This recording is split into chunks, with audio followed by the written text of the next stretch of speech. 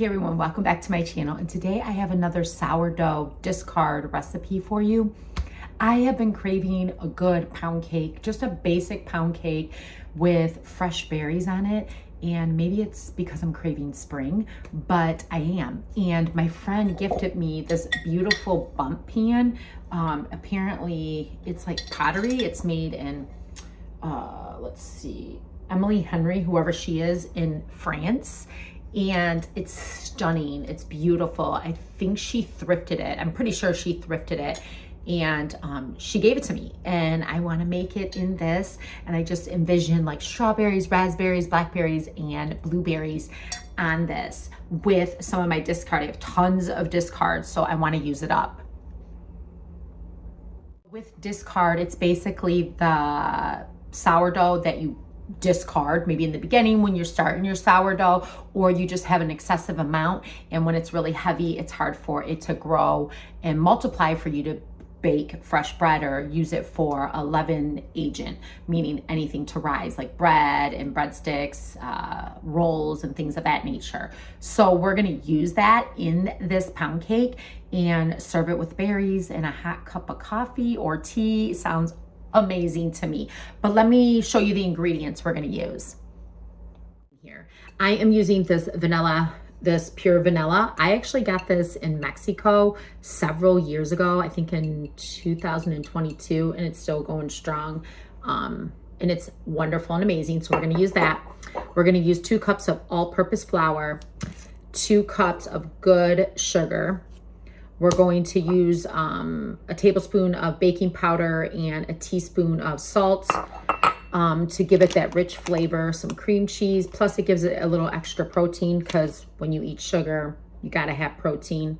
Of course, my sourdough, this has been freshly fed, and you can see it's pretty bubbly. I don't know if you can see that. Let me see without spilling it. I'll show you. I'll flip it around and show you. Oh, I wanted to show you this crystal. Isn't this stunning and beautiful? I got this secondhand and I love it. I actually got these 2 secondhand as well, and this too. I love using all of my finds in my cooking. So I flipped the camera around, but look, you can see the sourdough is nice and bubbly. And you're gonna need 6 eggs. I just cleaned these. These are farm fresh from my chickens. They're starting to lay, yay, spring is here. And then 2 sticks of butter. You want your butter and your cream cheese to be softened, and you want your eggs to be room temperature or close to room temperature when we make this recipe. And of course, the bump pan, you're gonna need some type of spray. I'm using this from Aldi's, this extra virgin olive oil spray to spray my bump pan so nothing sticks. So go ahead and preheat your oven. Mine's already preheating at 375, and we're gonna go ahead and start mixing the ingredients together so we can have this before I go to work. Okay, so in my KitchenAid mixer, I'm gonna go ahead and start beating my butter for about 1 minute, and then gradually add my sugar to the mixer. If you don't have an electric mixer, any type of mixing device you can use. And also too, I wanted to let you know, you don't have to use the sourdough. Just omit that from this recipe. Okay, I think it's time for me to add my sugar. So I'm gonna gradually add that. Let everything mix and get really combined. Okay, once that's combined, go ahead and add your cream cheese and your vanilla extract. I'm gonna add that right now. We're gonna add a teaspoon of vanilla extract.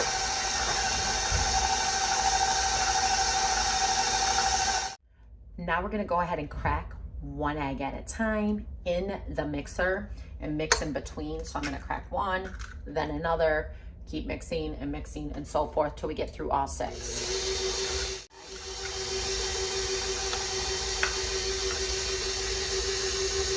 These eggs are beautiful. They're stunning orange. That one was tricky to crack. Cracked all my eggs. I probably didn't record every single one, but you get what I'm doing here. I'm gonna add my sourdough discard to this and give it another good stir, or beat, I should say, in my mixer. Like I said, you can do this all by hand or with one of those handheld mixers. Those are fine too. And if you don't do sourdough, it's okay. Just disregard that. Now I'm gonna add my flour, baking powder, and salt. So I do the flour a little bit at a time. I don't know why, that's just what I do. You can tell me if there's a method to that madness. Adding all that in. Give it all a good blend, and it'll be ready to bake. You probably want to scrape down the sides because your flour and your butter and other ingredients could stick to the side and not blend everything completely. So go ahead with the spatula and do that, and then give it another. I'm going to give a generous spray with this olive oil spray from Aldi's. It's good stuff. Meaning the batter and get it into the bundt pan. So I had to give you a different view so you understand what I'm talking about here. So I'm going to get all of this off of here and then pour it in there.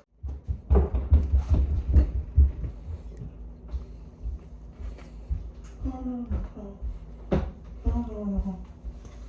to put this in the oven because I have 2 ovens, and I'm going to put this in my conventional oven and cook it for about an hour. I'll check on it in about 30 minutes. But when you put it in there, fingers crossed, warm between cooking, baking, and cleaning. So that's why I took off my sweater, if you're wondering. But we're gonna go ahead and test the pound cake with this adorable little baking buddy. I got this at a craft show at our local high school, and instead of a wooden toothpick, it's a little test to see if it's done. So we're gonna go. Okay, I'm a little worried because I think I love this pan that my girlfriend got me, but it's very big for the amount of bundt that I put in it. So let's test it. Okay, clear. Okay, so far so good. Let me turn this around and get the other side. Oh my goodness, it's probably not going to be as pretty, but it's going to be delicious. Okay, so the bundt cake. Why am I calling it a bundt cake? It's in a bundt pan. It could be a bundt cake. Pound cake just came out of the oven. I think it's set. It's been cooling for about 10 minutes, and we're going to go ahead and loosen it on the sides. So, like I said, I'm a little worried how I'm going to get this out because it's like exploding out of this precious bundt pan that my girlfriend got me.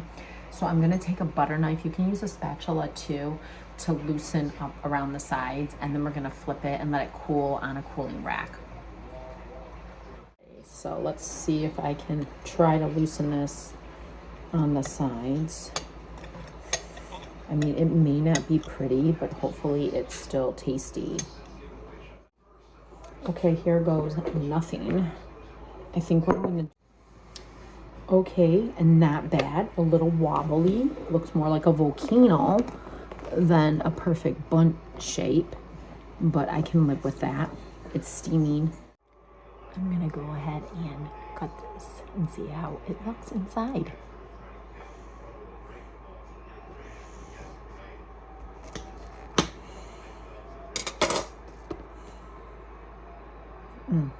So good. So good. And I'm gonna cut a little sliver for me to have right now. Okay, let's go ahead and add some berries. Blackberries, raspberries, strawberries, and blueberries. Right onto the plates.